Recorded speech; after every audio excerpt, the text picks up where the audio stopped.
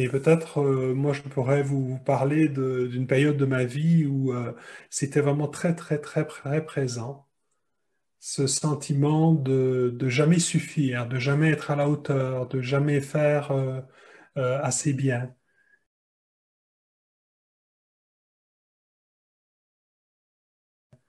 Et quand je me connectais à ça, c'était pas forcément des voix dans ma tête, c'était plutôt un sentiment pas très agréable quand j'ai pris le temps de me connecter à cet endroit où moi, où je me sentais pas bien avec moi-même, on va dire, hein, des endroits où je me sentais comme une espèce de mal-être, hein, vous voyez.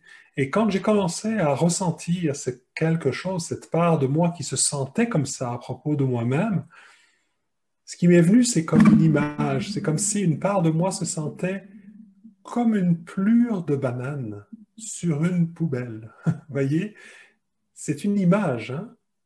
Mais vraiment, c'est une image qui traduisait comment cette part de moi se sent ou comment cette part de moi se juge, vous voyez, comme bon à rien. Je pense que c'est ça qui venait quand je me connectais à cette image de pluie de banane sur une poubelle, c'est le sentiment que je serais bon à rien, que je vais finir à la rue, que et puis, ça m'a rappelé évidemment mon père qui disait que si je travaillais pas mieux à l'école, j'allais finir à ramasser les poubelles.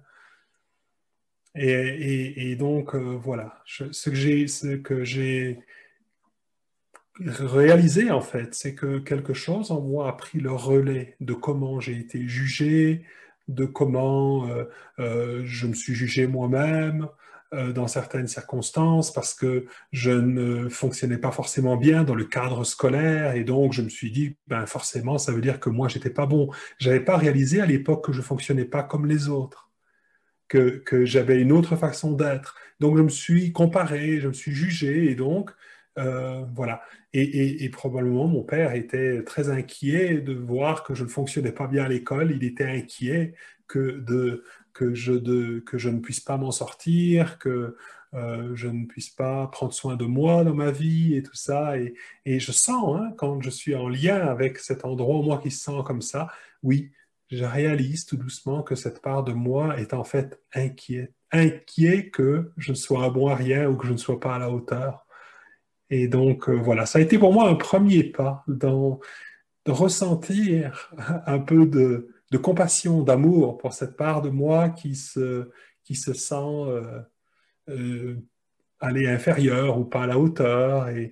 Et plutôt que de me battre contre ça, j'ai pu commencer à, aller, on va dire, à embrasser, à prendre dans mes bras, à chérir cet enfant blessé en moi, hein, et qui n'arrête pas de se dire qu'il est nul.